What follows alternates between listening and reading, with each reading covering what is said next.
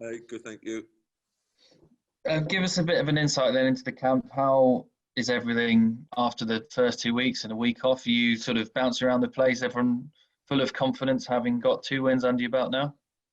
No, I think everyone's pretty level-headed, to be honest. We haven't probably been playing at the top of our game, and we know we got a lot to improve on. But we're still winning games, which shows we're doing something right. But we know we're not the perfect team. How different does it feel? You know as well as anyone, winning games just changes the mood and everything compared to the autumn. How does it feel any different of what you're doing on the training field and how everyone's chatting to each other around the place? Yeah, of course it does. No one likes losing. We don't start playing rugby as a kid to lose games, and it's the same as you go on through your career. You're always there to win games, and when you are winning, you enjoy it more individually and as a team. And like I said earlier, really, we know we are enjoying it, but we know we've got a lot of work to do to get better as well. The one thing that seems rekindled it, I guess, if it was ever lost, is your relationship with Toby.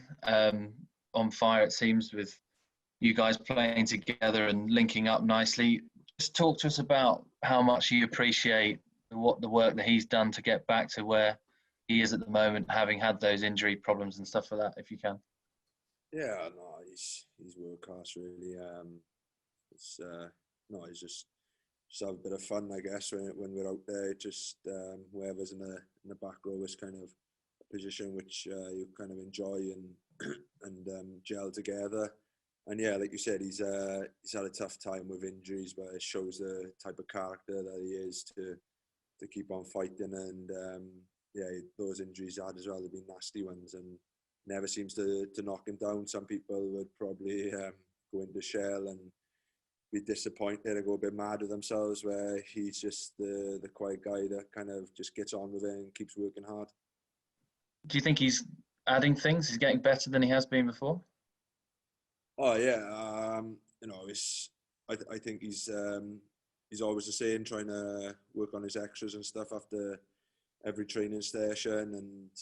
And I think he's the type of player, he knows rugby inside out, and if you kind of stand still, you get left behind. And that's him. He's always working on things and improving everything all the time. Even how good he is, he knows that he's trying to make himself better in some sort of way. On the other side of it is Billy Vunipola, who you play against a lot. What have you made of him? He seems like he's struggling for a bit of rhythm at the moment, and some chat about whether he should be playing. What sort of a player is he to play against, and how highly do you rate him? Oh no, I think he's class, to be fair. He's tough to tackle. He's a big man, and no, he works hard. There's a lot of stuff he does defensively that people don't see. The shots he's chucking in and making it difficult for people to gain momentum. And yeah, he's world class as well. And once he gets the team on the front foot, he does the hard yards that make England tick, and that's how he plays. Cheers. Hi, Jess Simon, yeah. Oh, yeah. Hi, mate. Interesting what you said there about Toby, and your relationship with him. Do you still tend to speak a lot on the pitch, or have you played together so long that it's almost instinctive that you know what you're going to do with each other now on the field? No, yeah, obviously we do speak. I think you probably say, you're lucky enough to obviously play with him quite a few times, and yeah, you kind of learn what he's thinking, I guess, a bit, and what he's doing. But for me, when you've got someone like that by the side of him, it's literally just try and give him the ball in space, or leave him work his magic, and he just makes everyone else look good then, to be fair to him. You've scored 6 tries from, I think, just 2.5 minutes in the opposition 22. You're offloading more times than any side apart from France. Do you sense out there that the attacking game, which I guess the new coaches have worked a year on, that it's starting to gel, and that when you do get the ball, you're quite a threatening side? Yeah, I guess so. Obviously, the stats are saying that. We know a lot of our hard work goes in off the ball. I guess that kind of puts us in that position that makes it easier to attack when we have those opportunities.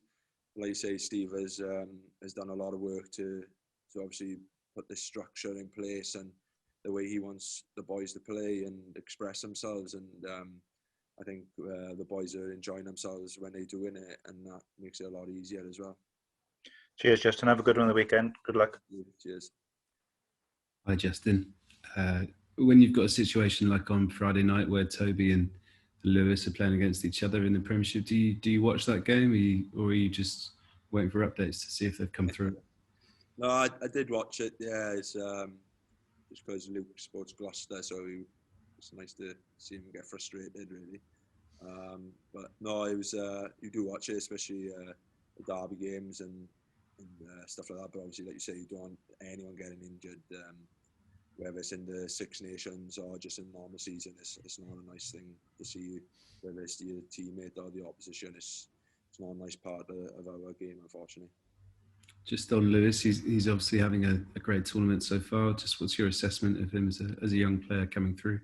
Yeah, no, he's a good guy as well, I guess. I think he's had obviously a lot of, I guess, limelight and all that at a young age, but he's pretty grounded, and he's quite funny with it all as well. And yeah, he's fitted straight into the squad, and he's showing his potential, which we see every day in training. The guy is lightning quick, so yeah, it's not nice trying to chase him down in training every day and stuff. So it's nice when it's happening to the oppositions on the weekend. Just finally, with England coming to Cardiff this weekend, where does this sit in terms of the biggest games that you play as a Wales player? Is this the top? Yeah, obviously Wales England is big history there, and no matter what's on the line, it's always a big game for the Wales team. And yeah, like you say, it's a little bit weird, obviously, being in the stadium, Wales England with no crowd, etc. But yeah, it's up there. They're the pinnacles of the Welsh rugby player's career is to go up against England. Thanks. Justin, normally, obviously, you'd have all the crowds on the way as you make your way to the stadium, and you couldn't help but be in the right space to play this game. But how do you make sure that you are in such an odd situation, make sure that you're right where you need to be? Yeah, like you say, it was different. You know, going into the stadium with no crowd and stuff like that. But I think, unfortunately, it's kind of come a bit of the norm now. I guess obviously we're used to it with you know, the clubs, and obviously you had the autumn internationals, and you kind of obviously got a bit used to it, I guess, now. And it just probably is going to be weird when we do have crowds back. To be fair, because we're getting used to having no crowds. But yeah, it's one of them things now. You've kind of come used to it as a player. And is it any help or hindrance when you can hear what the opposition is saying and they can hear what you're saying?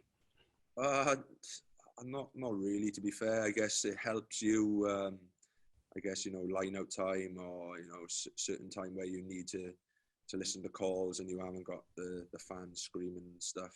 But then also it can be, you know, a hindrance as well, as they're listening to your calls, and maybe teams are listening for the week after for stuff that they can work out to try and steal balls off us. But, you know, it's one of them things which you just got to keep on ticking on with.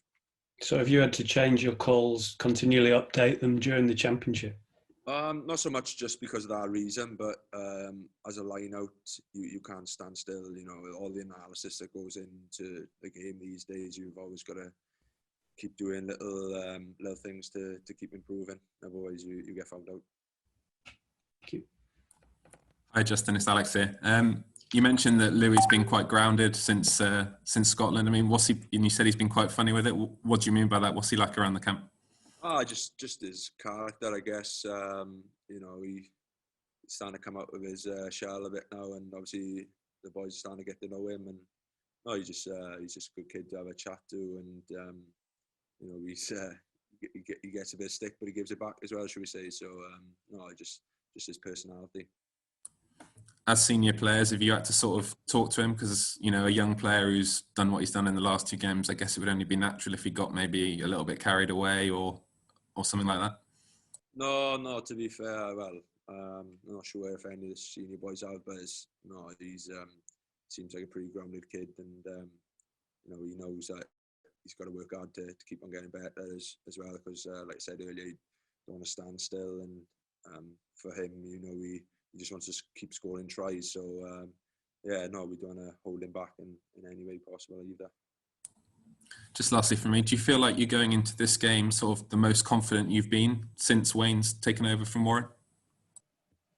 I wouldn't say, like, obviously confidence. We know it's going to be a tough game, and you know, England are a world-class team, and they do the basics really well, and they know how to win games of rugby. So we know it's going to be a tough game, and we know obviously we've put ourselves in a good position for the tournament, but we take one game at a time. And yeah, if we we perform with the basics well, that we have a chance of coming away with an LW. Thank you. Cheers. Final question for Justin, please. Yeah. Hi, Justin. David. Can I ask you, I think in yourself, Toby and Alan Wynne, you've got the 3 most productive tacklers in the Six Nations so far. Is that a source of particular pride, and would you expect to rack up more big numbers this weekend against such a physical team? Not really. I don't think it's anything like you personally go in there and just think you've got to make loads of tackles. It's more just doing your part for the team, really. Just where you are in the system of the defence, or sometimes it comes down to the way the attacker attacking our defence, really, where you are on that line. But yeah, obviously you just want to make your tackles for the team, and make sure that we try and get that ball back as well. And ideally, we'd want to be defending phase after phase. That's for sure. We'd rather be attacking them, and like we said earlier, with the way our attacks go in, that we could put quite a few points on the board. Just a quick follow-up, Justin. Who are the more difficult men to tackle? The big hulks or the slippery little guys? Yeah, they're both just as hard, to be fair. You know, you got, like you said, people like Billy, and then you've got people like Louis, which you can't really get a fingertip on. So you're either getting sat down or you're getting run around. So yeah, they're both hard to defend, and I guess it depends what type of situation you're in, really, whether you've got a lot of space or whether you've got hardly any space. So yeah, both pretty similar, to be fair. Thanks.